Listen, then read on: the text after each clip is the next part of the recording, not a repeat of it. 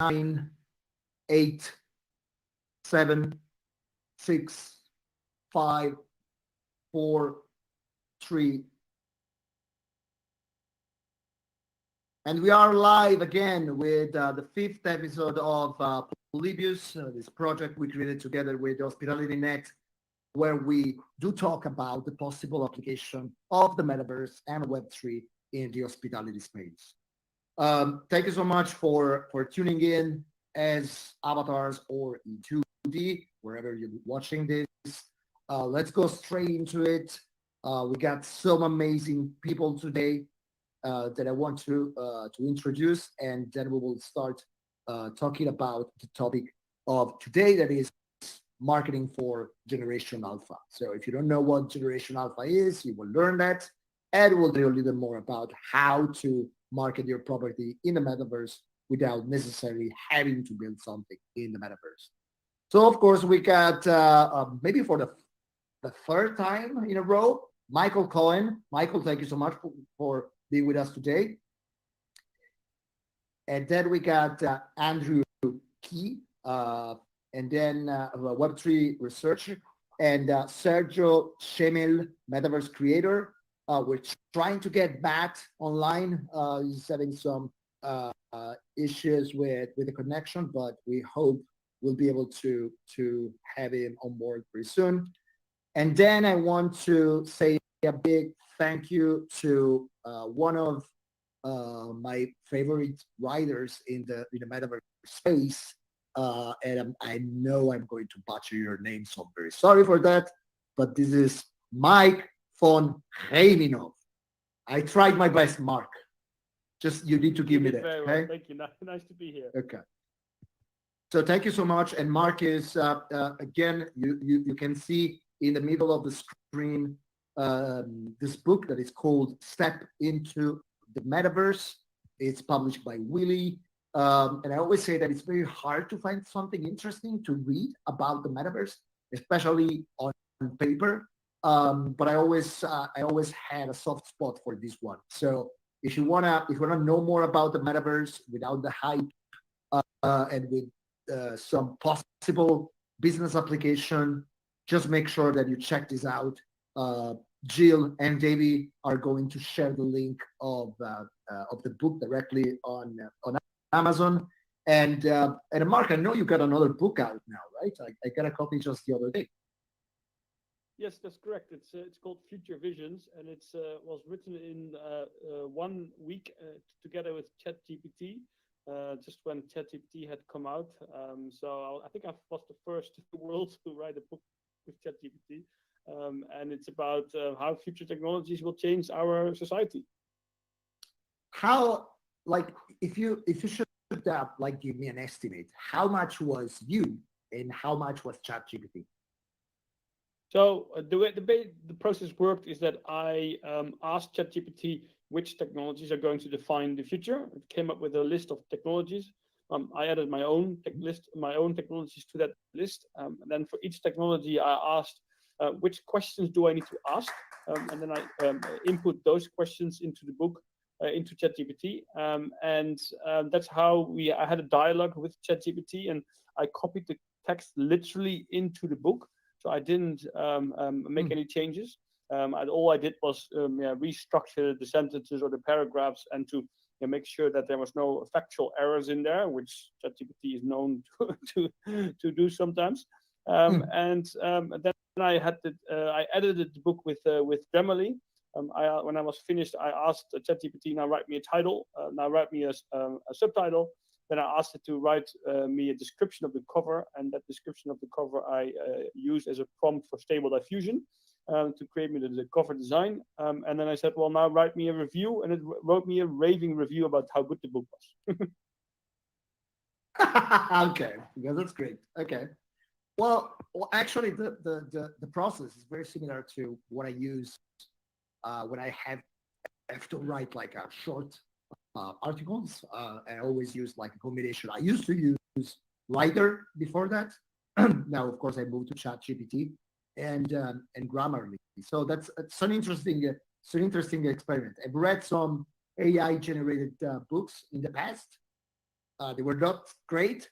So again, it's on my to read list, and this will be the next. Okay, so Very again, good. Mark, thank you so much for taking the time. My pleasure. It's great to be here. You're doing great work. Very good. Well, thank you so much. We try. Okay, let's go straight into that. And Mark, if it's fine, I will start directly with you. So we're trying to understand how we can market for a whole new generation or possible travelers. And what I always say, and I don't know if you agree with me, is that to a certain extent, metaverse native, uh, Gen Alpha or crypto native, call them as you like, uh, they cannot really book today because of their age, but they can already influence the choice of a destination or a property for their parents. And I see it myself. I got a kid now, and I see that the way I book my vacation changed dramatically after that. But it looks like we're not even looking, when it comes to the hospitality space, it looks like we're not even looking at that demographic. So my first question for you would be, do you think we got a missed opportunity there? Well, that's a good question, but I think very few industries at the moment understand how to approach Gen Alpha.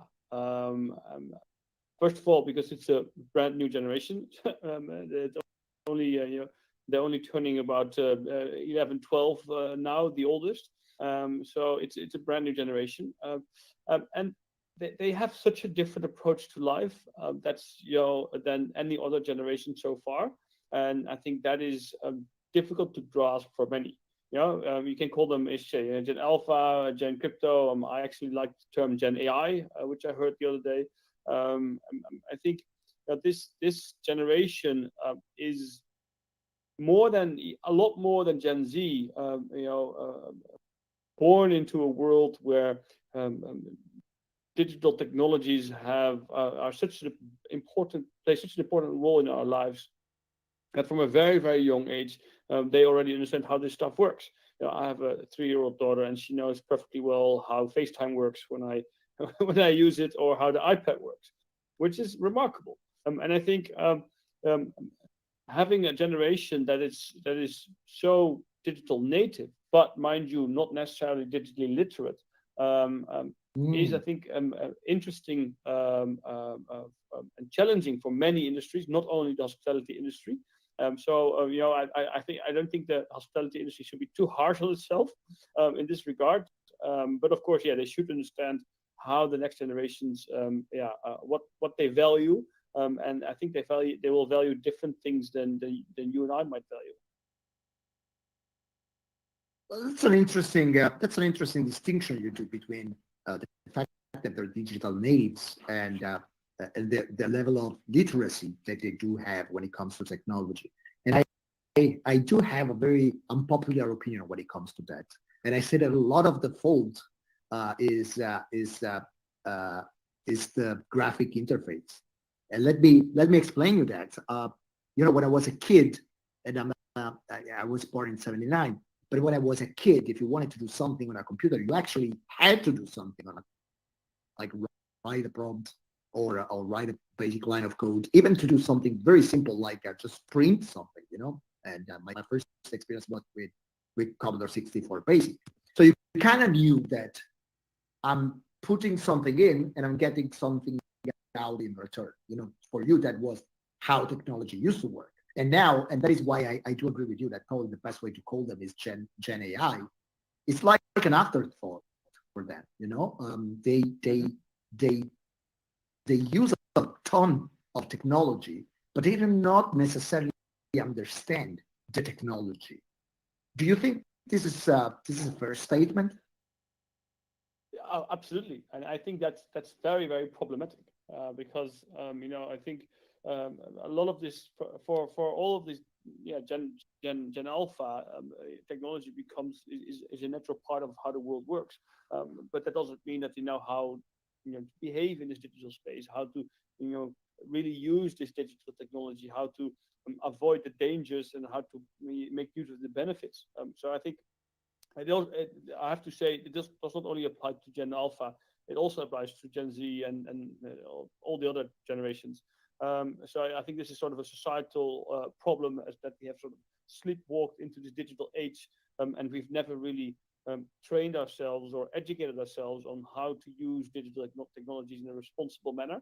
And I think, with the metaverse, with the immersive internet coming, where we had 100 times more data, we have a lot. We move from being on the to make a conscious decision to go on the internet to be immersed in the internet.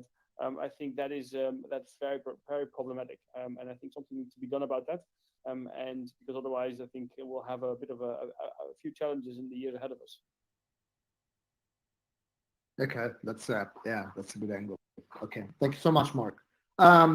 Andrew, let me ask you something similar. Do you think we got a missed opportunity to let's go with Gen AI, Mark? Do you think we got a missed opportunity with Gen AI, especially when it comes to the travel space? Do you think we are overlooking this demographic in a way? I think I want to take a step further back from that and even say the general direction that the metaverse is going in isn't really a metaverse. It's the overlap between your digital and physical identity, right? And for Gen AI, this digital identity is going to be much more important than any previous generations. It's important to me. I'm a millennial, right? And it's even more important to Gen Z, and it's going to be utmost importance to Gen AI. And what this means for specifically, for hospitality industry, amongst everybody else, is we have to cater to these digital identities, right? In unique and bespoke ways that didn't exist before. And it's our job, right, as sort of builders of experience, to reduce the amount of time from intention and outcome to zero. So I think that the opportunity here is going to come up in much more sort of niche experiences, because these people, they have a higher frame rate. They have access to more information, more opportunity. So unless you're going to race to the bottom and be a commodity hospitality experience, you have to come up with something that's like for a specific user, and you can reach those users now too because of digital marketing. So that's kind of where I see things headed. If I can just jump into that, because there was a research the other day, a couple of weeks ago, which stated that I think it was targeted at Gen Z, but I think Gen Z that 50% of Gen Z think that their digital identity is as or more important than their physical identity. That's for Gen Z. So now you can imagine how Gen Alpha or Gen AI will think about that. So they have a completely different perspective, where their digital identity is as or more important than their physical identity. That's a paradigm shift. Yeah, Mark, and I know you quote, if I can add something to that, Andrew, because you quote a philosopher that I love in your book, and that's David Chalmers. And I had the privilege to talk to him a couple of times, and it's exactly what he's basically saying. It's a look in the future generation, and this is something that's already happening now. The boundaries between what we perceive as physical and virtual or augmented will be so indistinguishable that we will not even waste time on trying to divide the two.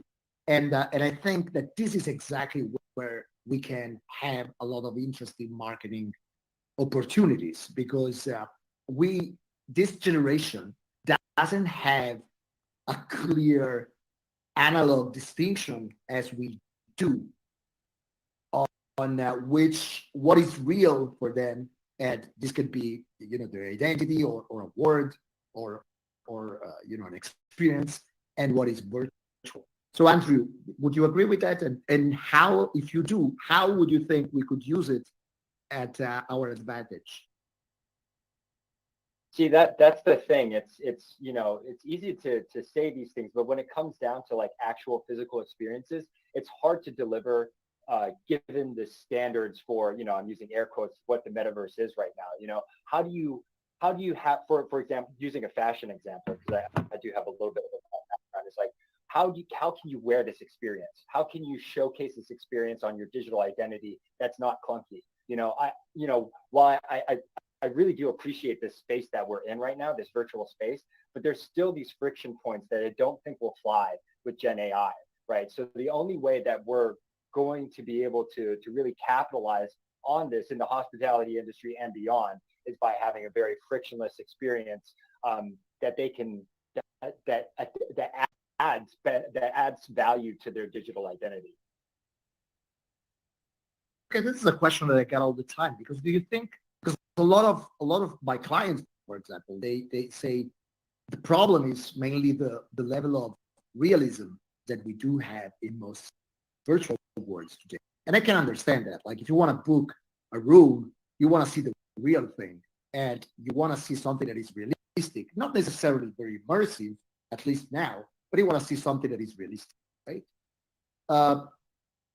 And I completely get that. But I also get the fact that, imagine that we got this new generation that is used to a certain design, in a way, a certain visual identity that is, very Minecrafty, very Robloxy. And so to a certain extent, they're used to like an 8-bit kind of experience. Do you think, and this, I don't have an answer for that, so I'm really asking you that. Do you think that we really will be able to do something interesting hospitality-wise in the metaverse only when we reach a good level of realism? Or do you think that there is something we can do in the meantime, Andrew? I think there are plenty of things we can do in the interim. For example, a project that my brother worked on or is working on possibly is they're developing a mall out here in Hong Kong, and they want to bring people into the mall because it's a little bit out there. And this is a physical and digital identity sort of thing here. Is if you come in and you scan this QR code, it's built on the old Kai Tak Airport landing strip. So if you bring up your cell phone, because everybody's got this mobile device, so I feel like that's got to be the at least for now the standard playing field leveler. You go into the mall and you scan this thing, and you can hold your phone up, and it's like this AR experience where you can see where the planes used to land, and it's like this historical component to it, and there's a time-based feature to it as well to drive more foot traffic into the mall. So this is one of the ways that it doesn't need to be the sharpest, cleanest thing ever, and people will still do it and appreciate it because there's like some history there, there's some heritage, there's some legacy. So if you can combine some of these different flavors, I don't think it needs to be the cleanest experience. But that being said, I mean, the new Unreal Engine looks amazing. Some of the things going on, Mark, you're talking about using stable diffusion. I actually, I also do music, and I just put together a music video using stable diffusion form. And some of the things that you can get with this generative work is just fantastic. So I do think we're right at the cusp for having high definition experiences, but I don't think that's required if you get creative with it. Yeah, it makes sense. So Andrew, after the show, just give me a link with the video. We will put it in the room, and we will show it in the room for a little while, okay? But let me go to Sergio. Sergio, so that's an interesting angle because basically, for what I understood, what Andrew was saying is that with a mix of not necessarily only VR, but also AR and a more creative way of use of VR, we can actually use something in this transition period. I mean, let's call it like Web 2.5. I think Luca likes to call it like that. So do you think that we shouldn't aim for perfection when it comes to the metaverse in the hospitality space today, but we can be a little more, like at the very beginning of the internet, if you think about it, we can be a little more creative, and maybe we do stuff that is a little more unconventional now that we don't have like the perfect technological means to recreate a perfect digital copy of what we have in real life. Sergio, what's your take on that? Yeah, no, 100%. I do agree that realism, especially with the younger generation, is not something that we should really aim for. Also because we have to face technical problems, so it's difficult to implement.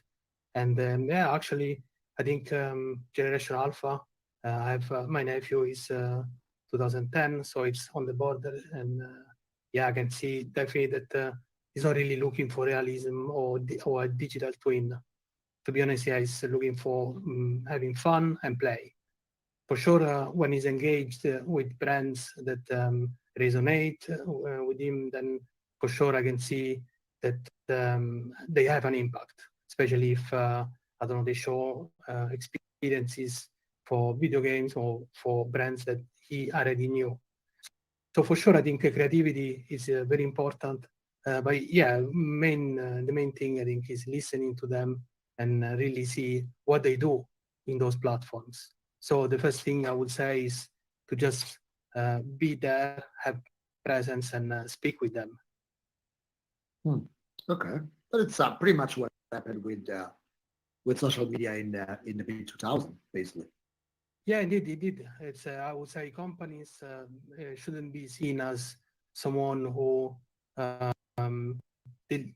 deliver a product or sell a product. It's just someone who connects with the audience, and I think we shouldn't underestimate, let's say, their capacity to understand that it's actually not about being virtual or real, but it's actually about being digital or physical, that are both real. This aspect is very well understood, I think, in the younger generations at the moment. The fact is that I don't think it's very well understood by a lot of people working in a very physical industry like ours, and we tend, because that's really the narrative and the skepticism I got all the time. It's all about that. You cannot replicate what we do in the physical world in the metaverse. And my 2 cents is that we're not even trying to do that. And this is pretty much what you guys are all saying. Matt, I don't know if your connectivity issues are gone now. So can you hear me? I can hear you. Can you hear me? Yeah, perfectly. Great.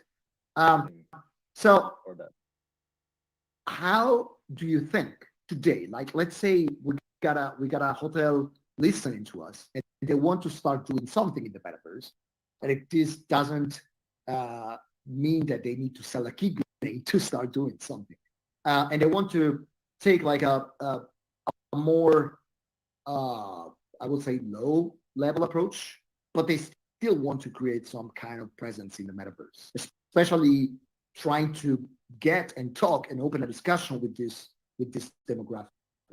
What would be your advice?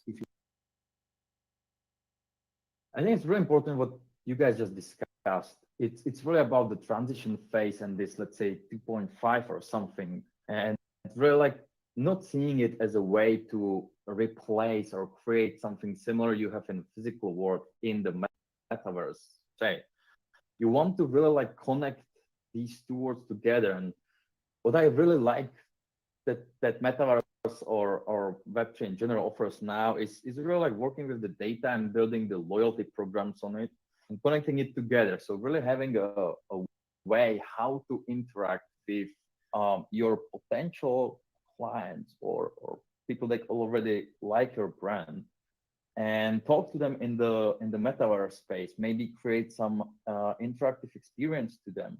Show them how your hotel looks like, how your restaurant looks like, and find a way how to make it more engaging. And really like, yeah, I think what is important that, for example, Roblox is still really kind of dominating the Web2 metaverse space.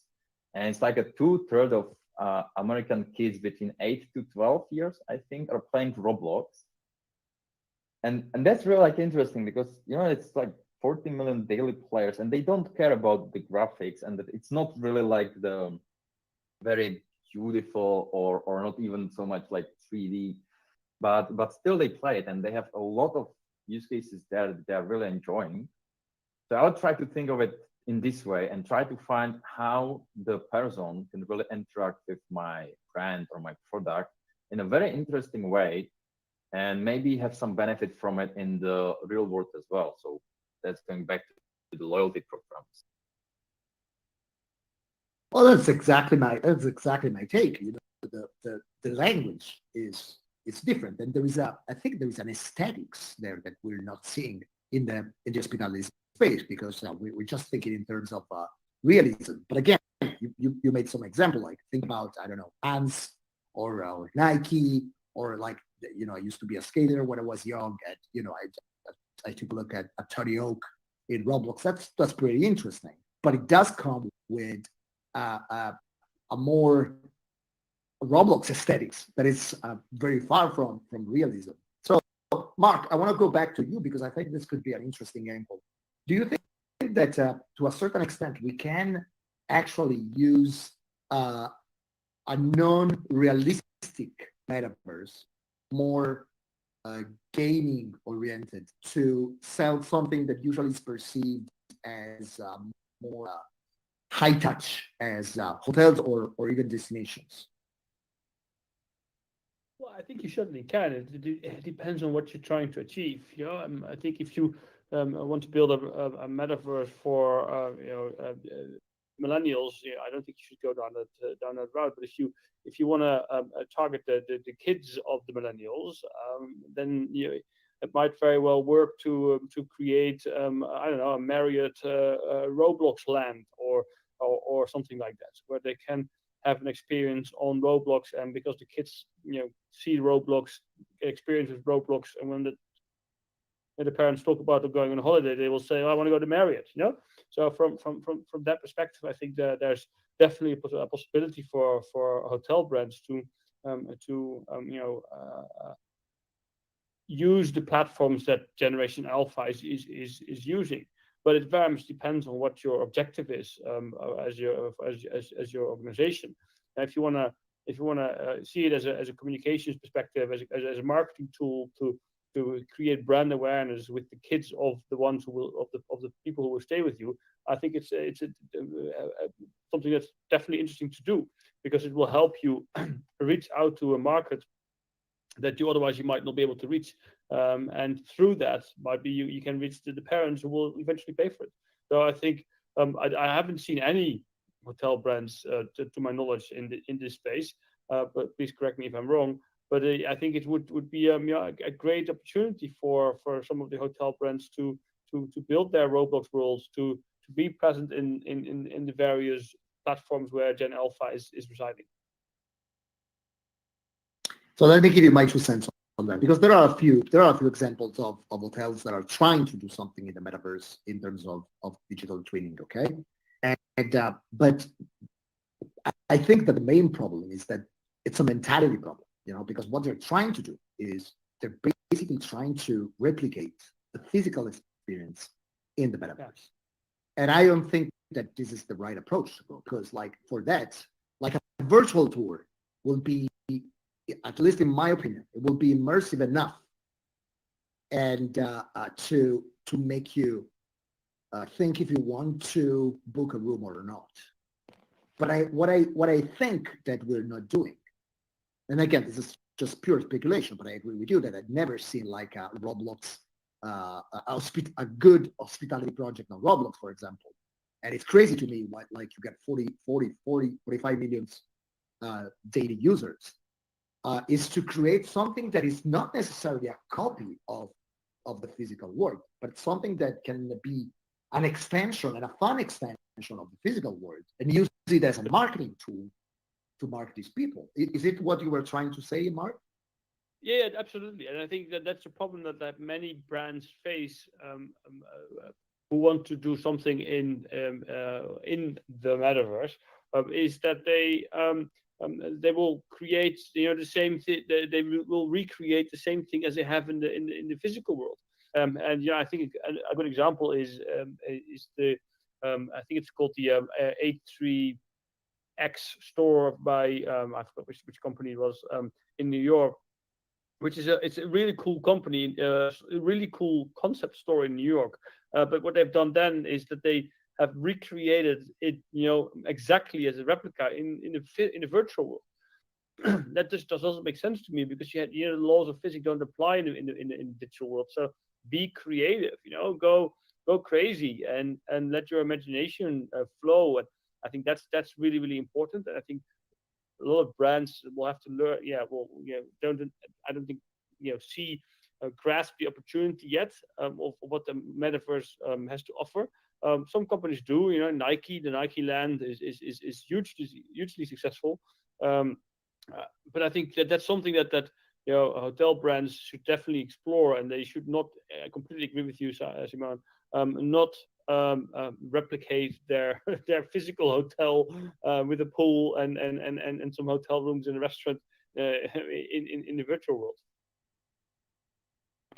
That's exactly my point, because the Nike Land on Roblox is extremely successful because it's fun and because there's no way I can do that kind of stuff in the real world, in a real Nike shop. And I think this is the genius idea, even though I do understand that to a certain extent, Nike or Vans, they can talk directly to that demographic because, of course, they will need sneakers at some point, right? And it's not like buying a pair of Nike, as expensive as it can be, will never get the level of booking a 5-star luxury hotel. I do understand that. So I'm sure there is a higher short-term return investment when buying something on Roblox for a sneaker company, of course. But yet, I think that they got it right, because what they are trying to do is, and what they accomplished was to create something that was not possible in real life, in the physical space, and use it as an extension of their marketing strategy, not as a replacement of the marketing strategy. Would you agree with that? Yes, I think you look, if same with Nike it's not that they stopped doing all their other work. It's the whole idea about marketing in the metaverse is to reach out to your target group where they are, and if your target group is on Roblox, be on Roblox. If your target group is on Facebook, be on Facebook, and if they are on both, be on both. And I think that's sort of what they should focus on. Can I add one thing on this? Sure, totally. In the meantime, Mark, I just put the ChatGPT book here as well. So it's pretty perfect. It's Thank you. next to Mark. I haven't read that, so I don't know. I can suggest it only after I did read it, but I only read the reference so far. Go on. Just wanted to say that building let's say branded spaces in virtual reality or application, for sure is not the only initiative they can implement. Also because I would say the work that Nike built, it was very expensive. We are talking about hundreds of thousands of dollars, and they released the top 10 words in Roblox, and indeed they are, I would say, 6 figures words. So for sure, it's very creative, it's very impactful. However, I would say for the average business to look at maybe smaller initiatives that they can put a foot in. So not necessarily building a virtual spaces or building anything, actually. One example that I can give is maybe a partnership or supporting a project, or even just putting little billboard with something. So it has to be meaningful, and allows to connect with the audience. Okay, Sergio, I want you to expand this, because this is interesting, and it's probably a practical thing for the viewers. So when you say that you can actually do something in the metaverse without having to commit in building something in the metaverse, give me like 2-3 examples of something you saw that you liked, or just something that you think it could be a great way to do that. So I think the easiest way, maybe if you want to put a manifesto or your billboard, then you can put in a smart way. So you can use the physical presence, let's say, of the users, as well as if the platform allows. So some KPI, some statistics, if the users have seen that image or the content that you put in a space that is already there. So that's I would say the first idea, the cheapest idea I can think of. Look, I never look. There are, Let me give you a crazy idea, okay? For yeah, example, I'm not very into football, but you know, like if you see a video game such as FIFA, for example, you know, it got millions of players. Why wouldn't you want to advertise with a banner, for example, in FIFA for a destination, for example? So let's say you're playing in a stadium in like I don't know. I lived in Paris for a long time, so you're playing at Paris Saint-Germain stadium, right? And you know that banner is dynamic, so it's an advertisement that you can actually set up based on the interest of that user.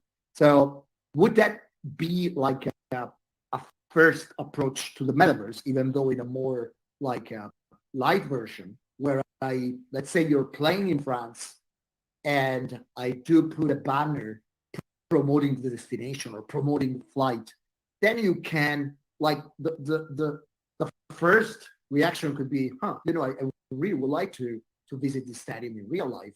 And then you got like the banner just telling you that you can actually do it. And there's a promotion for games for it. Do you think this could be like a fitting example, or I'm just being too crazy with that? no, definitely. I actually can tell you more about this because I'm working with a company on Decentraland to look at some identification of the user. So the example you said, you have the stadium, maybe you like or you have shown interest to go to Paris. I shown interested to go to Helsinki. I will see the Helsinki hotel destination or whatever in that billboard, and you will see Paris. But we were standing at the same time and the same place, but you will see something different than me. So that's also a potential, and it's very cheap actually. Well, because it's like, look, I always say when you do Google Ads, for example, right? That is like together with meta search ads, it's basically what we do most when we do digital advertisement for hotels. You're not building on Google. You're just using Google as a tool to show your advertisement in Google. To me, right now, especially for businesses that they don't have the budget or they don't want to risk it now, or they're not fully convinced, they cannot see the possible application. This could be a great way to start, you know, and to actually advertise in a metaverse that already exists without having to commit in building something. So, Matt, let me go back to you. It's been a while. Do you think this could be like a feasible option for hotels, or do you envision that in the future the only way to do metaverse marketing for hospitality is to go just with digital twins? I definitely think digital twins are not really the way to do it right, at least now. But also, I don't think that simple like banners or really like virtual billboards in the metaverse will be something so interesting. I really think like two things. First is what you guys discussed with Mark, and I think that's really like super important to realize what I want to achieve with that, and then what's the target user in the metaverse, because as we discussed, Roblox is just mainly like a smaller audience maybe, so it might be interesting to engage with them and build more like the theme parks to show the brand somehow. But then again, a different audience will be present in Sandbox or Decentraland. I think that's like the first part to it. And the second is that really, to me, the biggest advantage of Metaverse is that first, it's eliminating the geo barriers. So you can show something to anyone around the world, and that can be leveraged, for example, for the conferences. We can sit here and like 5 people, it looks pretty much like we are in the room, but we are not, right? We are scattered across the globe. But the Metaverse made it happen that we can be in one room, and that's just amazing. And the second thing is, yeah, the barriers of, let's say, the physical world, that in Metaverse you can build anything, and you can really like play with the stuff that you want to show to the users. I think that these two will be really important for the brands that will be really more visible in the metaverse, that they will master this and create really some interesting experience that the people will really enjoy. Does it make sense? Well, totally. Let me add something to that. I'm going back to Mark because you said something that really resonated with me. I said, look, with the metaverse, what we're doing now basically with 5 people in a room and we're doing this, okay? But this is the medium. But I also think that, a philosophy teacher back when I was young used to say that technology is never neutral, okay? Technology does change in a way the way you interact with the world. And I think that the cool thing about it and the marketing opportunities here is not only now we got another medium, because it's not like just having like a better version of Zoom or Google Meets, but we're having something that can be on top of what we're already doing. So because what we're doing now is very meta, actually, in the Greek sense of the word, because we're talking about the metaverse in a metaverse because of the metaverse. And I think this is probably what we're not getting. Mark, did I get too meta with that? Look, I think if we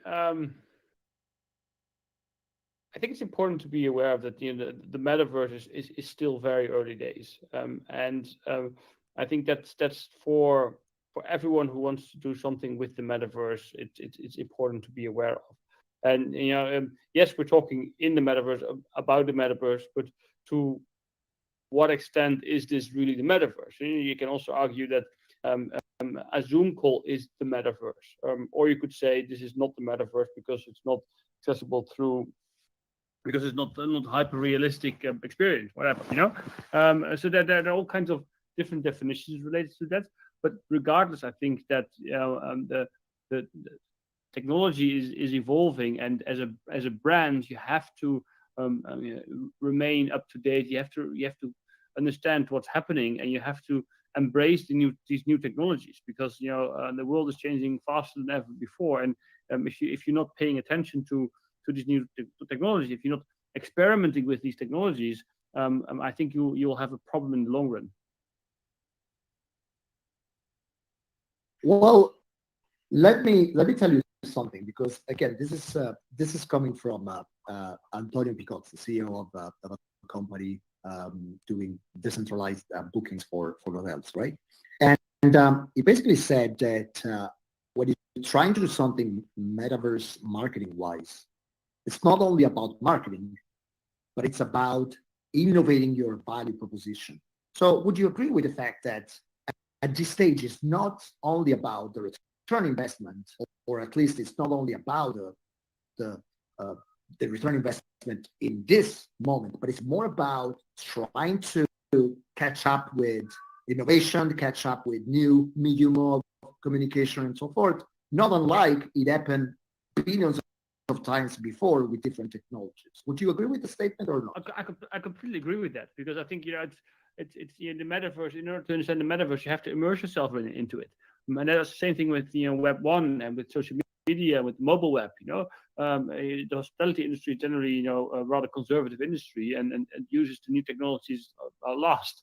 And I think with these kind of technologies, it's important to be open-minded and to start exploring them today. Yes, technology, the metaverse might look like a toy at the moment, and to quote Leigh Christensen, because it's a new thing, but that will evolve. And if you don't understand today how this disruptive technology is going to affect your brand, I think you'll be left behind 2-3 years from now, when your competitors have been doing that, and therefore are on the bandwagon, who's moving at exponential pace. So I think it's really important to be aware of that, and to not forget that the world is changing and you need to change with it. Yeah, and there's another quote from the viewpoint that we published yesterday, and this is coming from another Italian. We got too many Italians on this thing anyway. And he said, as we move into the next decade, Web 2 and Web 3 will coexist for a while. And this transitional phase can be called Web 2.5 and will be marked by the use of both technologies. So let me go back to Andy for a second. Andy, do you agree with the fact that we're now in a transition phase? It's not necessarily Web 3 yet, but it's no longer only Web 2. Do you agree with Luca? Oh yeah.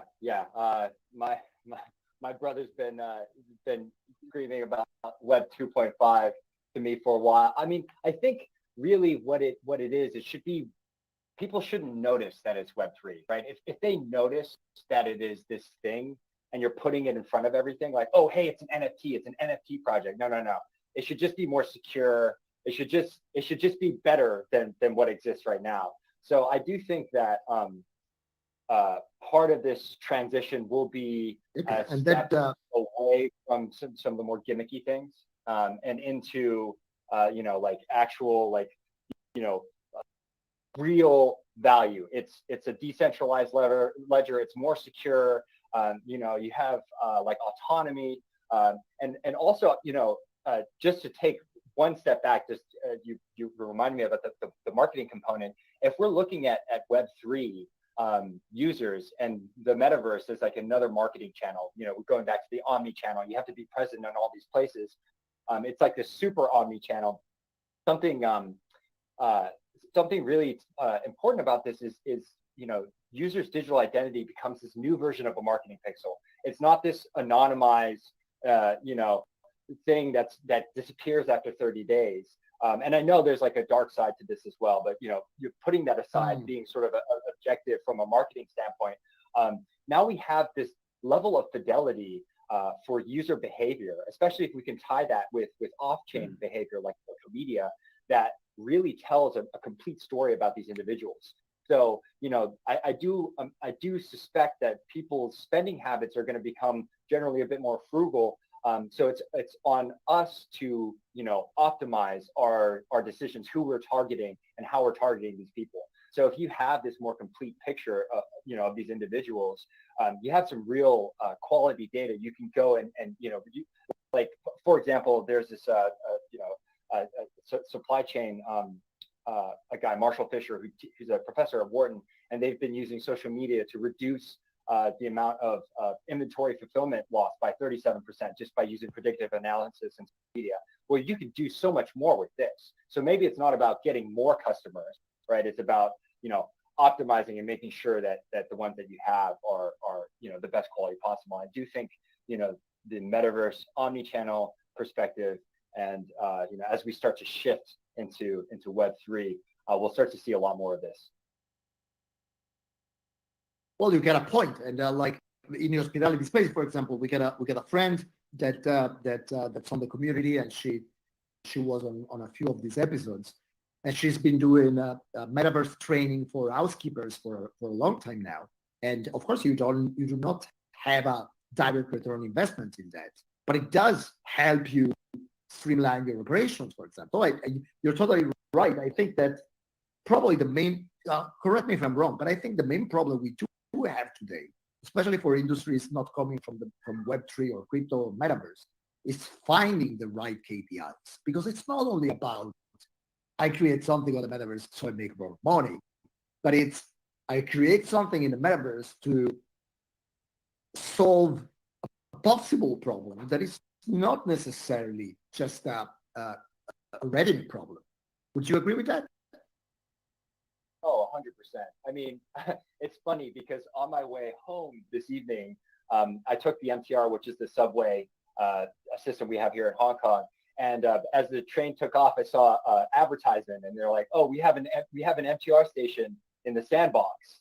And to me, I'm like, "What is your objective with this advertisement? And then what is your objective with having this place in the Sandbox? What are you supposed to do there?"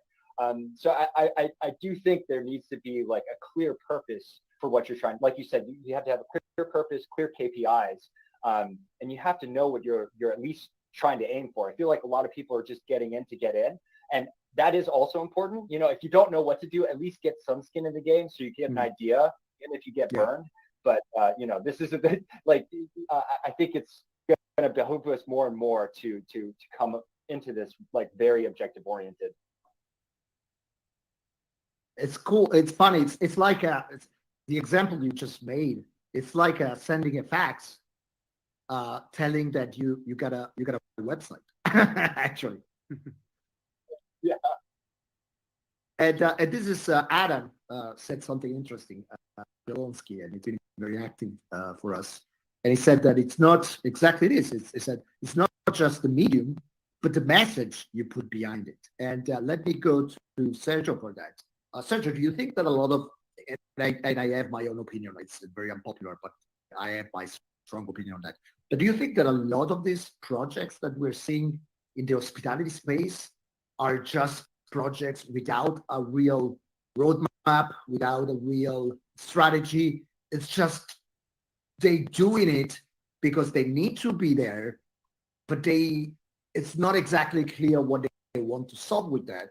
And the problem with that is, and I agree with Andy to a certain extent, that at least it will bring you there and will just start familiarizing with the metaverse. But the boomerang effect here could be that you come into the metaverse with like crazy high expectations. These expectations are not met, and then you're stuck with like a clunky Second Life kind of experience, and you don't really know what to do with that. And this is like, honest to God, this is a conversation that I had with a hotelier yesterday. I was talking at an event in Milan, and this guy talked to me and said, "Look, we created a space in the metaverse." I said, "Yeah, that's great. And what you're doing with that?" And he said, "Look, I don't know." So, Sergio, do you think that there is a lack of guidance and of strategy behind a lot of these new metaverse projects? Yes, indeed. I think so. I'm glad I'm responding to this point because I wanted to, it's connected to what I said before about the billboard, So if you put just a billboard and that's it, then no one is going to look it, no one is going to do anything essentially. And yeah, you can put maybe a call to action or something like this. You can be a little bit smarter. But in the end, what I think it's most important is your brand supporting a message? Is your brand resonating, or that experience is resonating with your audience? So what it means, I think, in the metaverse is you really need to understand and be there, not with something that you just put there, but like yourself, physically. I would say physically, but with your presence, digitally, but in that space. So yeah, I think you have to start small, in my opinion, and maybe support an already existing project. So if, for example, you want to put your billboard, let's take the cheapest example, yeah, you can say, okay, that project has an impact, then I'm gonna participate, I'm gonna fund maybe that project, and in exchange I can be present with them. So if that message has an actual response, then you keep going, and ultimately then you build that experience. Regarding the hospitality, I'm from Rome, so I like all the experiences about Sistine Chapel, because I think the strength there is usually the Sistine Chapel is very busy, it's always full, it's almost impossible to be alone there. But in VR or in a metaverse space, you can. So that's a strong point. If you are talking about the younger generation, it's still not enough. You really need to engage there, but it gets a little bit more complicated. But yes, I do see a lot of empty spaces. Yeah. Is there already a VR version of the Sistine Chapel that I'm not aware of? Yeah, there is one on Steam, but it's offline. So it's a PC version that is offline. Yeah, because I think there with the rights, it's not, it's complicated. Yeah. Yeah. Okay. Okay. Thank you so much. Okay, guys, we got like 10 minutes to go. So last round of questions. Mark, let's take a look at these final quotes that we have here. There is one from Ellie that I really like. She's a French woman doing something very interesting in the hospitality and metaverse space. We had a long conversation the other day, and they said something that I really liked, and it's hotels are in the business of selling escapism. So it's a very poetic way of putting it to say that what we're trying to sell is like something that is completely different from your day-to-day life. You know, when you go to a hotel for leisure reasons, you just really want to be in another place, you know, just far away from home. You know, you heard all the cliches that we use in the hospitality communication and marketing. So do you think that to a certain extent the metaverse, because of the fact that it's so, especially like when we talk VR metaverse, it's so full of possible different scenarios and capabilities, and can actually create something that does not exist in real life and cannot exist in. Do you think that maybe hospitality is one of the fittest industries to use the metaverse for?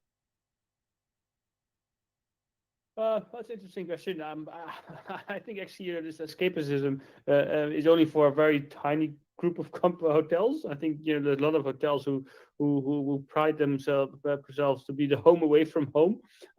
So which is I guess the opposite of escapism. But I think from obviously what hotels do is they offer an experience, of course, and also that depends on which level of hotels. This of course applies predominantly to the 4 and 5 star hotels. And I guess if you are a 5-star hotel brand, you have the opportunity to offer a unique experience in the metaverse. But yeah, as we discussed earlier with the Nike Land, it doesn't come cheap. So you need to be able to spend a lot of money on creating that a truly unique experience in the metaverse that allows people to escape without actually going on a travel. So it's from that perspective, I think there's a lot of opportunities for hotels, untapped potential. But I don't think I agree with you with that. The hotel industry is uniquely positioned to achieve that. I think any brand has the opportunity to offer a unique experience in the metaverse, and you don't have to be a hotel brand to do so. Okay, that makes total sense. Very, very good. Sergio, let's go like final round, and then we wrap it up. If you had to give one single piece of advice, this is a question I will ask all of you guys, okay? One single last piece of advice for hotels or even destinations that want to taste the waters of the metaverse, but they don't know exactly where to start. If they could do one thing now, what would it be? Sorry. Yeah, I think the main thing is to reach out people who work in the industry, because the industry is very much evolving fast, and things that work today might not work tomorrow. So I think, yeah, reach out to experts and try to understand how to approach the metaverse. So you're talking about metaverse experts, not hospitality experts, right? No, exactly. Yeah, hospitality brands and business should really reach out and get experts' opinion on their case before approaching a solution.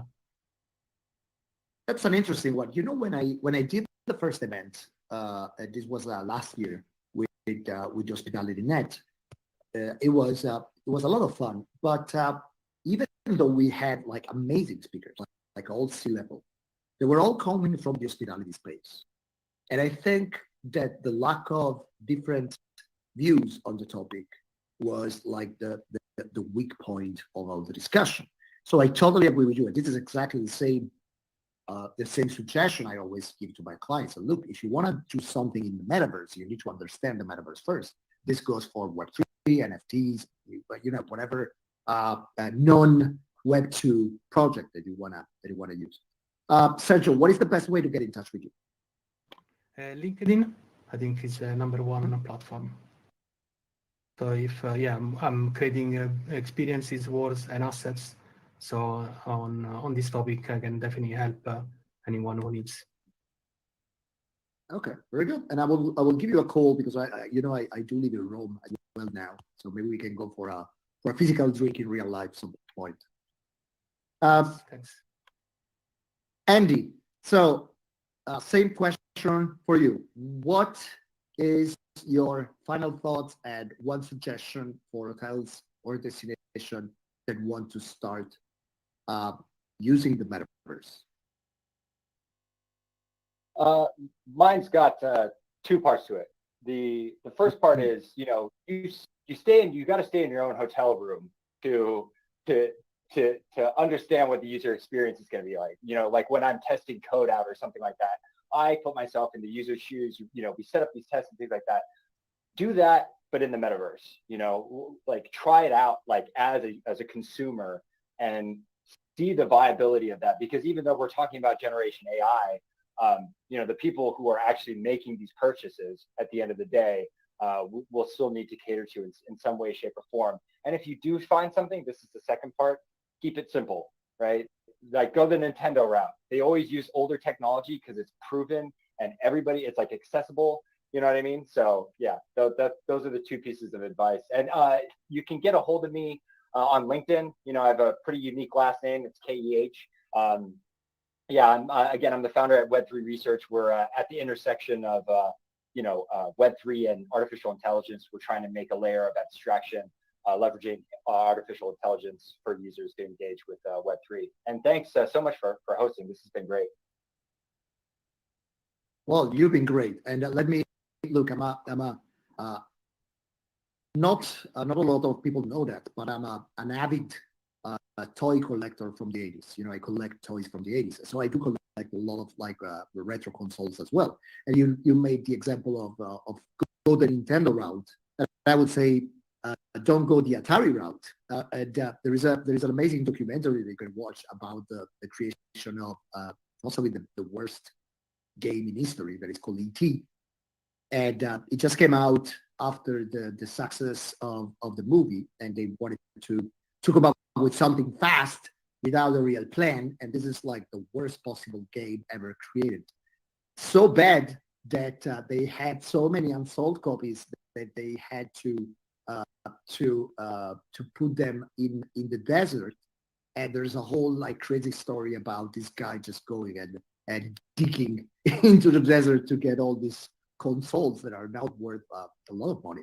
But yeah, let's. My suggestion would be, if I had a tail to that, is go the Nintendo route, don't go the Atari route. Matt, one final suggestion for the viewers, and what is the best way to get in touch with you?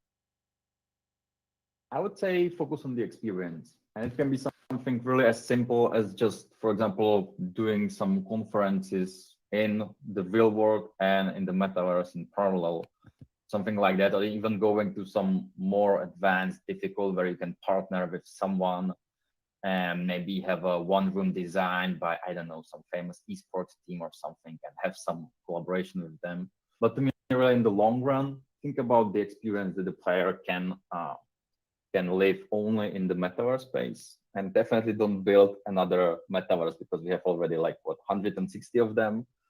I don't think we need another one. And okay, people can find me on LinkedIn. That's the easiest way, I guess. Very good. Thanks so much. Mark, first of all, thank you so much for being with us today. I really wanted you on board from episode 1, and very, very happy that you took the time to do that.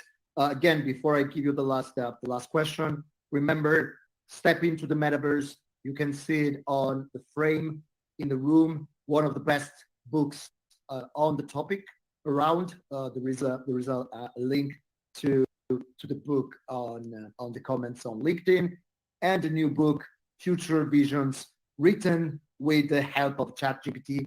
And at some point, this is a spoiler, guys, but at some point I would come up with an episode more focused on the use of AI and generative AI in the hospitality space. So Mark, if you're around, if you're in Europe again, that would be great to have you on board.